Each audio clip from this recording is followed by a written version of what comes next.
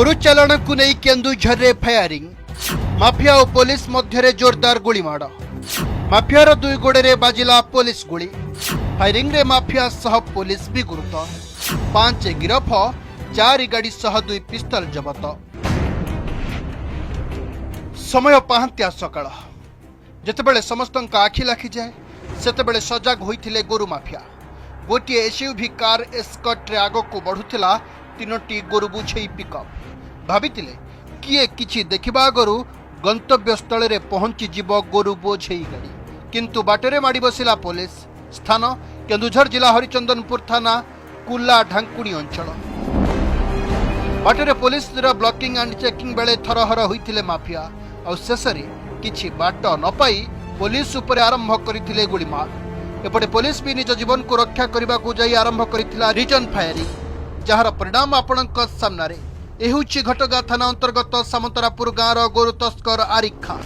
Police firing रे jar 2टी गोड़े बाजी गुली स्थिति एते गुरुतर है जे आरकिक को एबे कटक एससीबी मेडिकल को स्थानांतर करा जायछि। अपर पक्षरे गोचालनकारी गुली रे 2 जन पुलिस कर्मचारी मध्य आहत होई हरिचंदनपुर गोष्ठी स्वास्थ्य केन्द्र रे चिकित्साधीन रहिछन्ति। देखंतु गतकाली जो आमर इलीगल गोरु चालाण उपरे जो रेड कंडक्ट करा जायतिला सेथिरे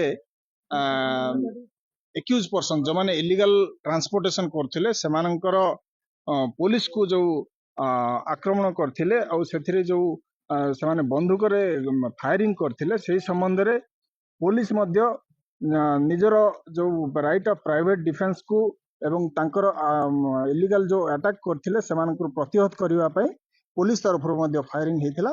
सेथिरे जणे आरिफ खान सामंतरापुर थाना होची हरिचंदनपुर ताकू मध्य सेथिरे से 2टा गोड़ को तार बाजिची गुली बाजिची पुलिस तरफ मध्य ताकू फायरिंग करा जायतिला। सेथिरे से वर्तमान तार कंडीशन मध्य स्टेबल अछि एवं से वर्तमान एससीबी मेडिकल कॉलेज रे चिकित्साधीन अछि। तांकर जो जबत हेछि 2टी country made gun small arm pistol अछि सेथिरे से फायरिंग करथिले सेगुडा जबत करा जायछि एवं 4 गोटी वेहिकल को जो माने ट्रांसपोर्टेशन रे कनेक्शन रे थिले से माने व्यवहार करथिले सेगुडा को जबत करा जायछि।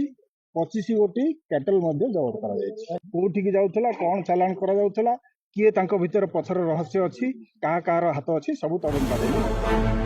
तबे घटना रे पुलिस 5 जन को गिरफ्त करिछि। सेमान को निकटरु 2 गोटी पिस्तल 3टी गोरु बोझेई पिकअप गाड़ी एक एसयूवी कार सह 4टी गाड़ी 25टी गोरु जबत करिछि पुलिस। यह पुलिस हरिचंदनपुर एवं पांडपड़ा थाना रे 2टी मामला रुजु करी तदंत चलाइछि। तबे गाड़ी केउठु आसी कुआडे जाउथिला जार तदंत पर समस्त घटना सामना को आसिबो बोली कहिसंती अतिरिक्त एसपी दिलीप कुमार नायक। यार तो अभियान जारी रही एवं आगामी दिन में संपूर्ण भाव में बंद करने सब सजाग नहीं से सब जिन तदंताधीन अच्छी कौन केते राउंड फायरिंग अच्छी कौन अच्छी संपूर्ण भाव तदंताधीन अच्छे से सब जिन केस कनेक्शन रे तदंत हम आप जहाँ प्रश्न रही आम तदंत करवा कहीं कौन आरएमसी कौन रोल अच्छी से सब जिन तदंत बाहर। तबे एठारे प्रश्न उठिबा स्वाभाविक बारंबार बढ़ुथिबा गोचालन पछरे किए से मास्टरमाइंड कहीं गो माफिया उपरे हेउनी कड़ा एक्शन राज्य रे बंधुक मुନରେ चली कि गोरु बेपार जार बड़ तदंतर आवश्यकता रही। केन्दुझर प्रणय पाणी रिपोर्ट ओडिशा रिपोर्टर।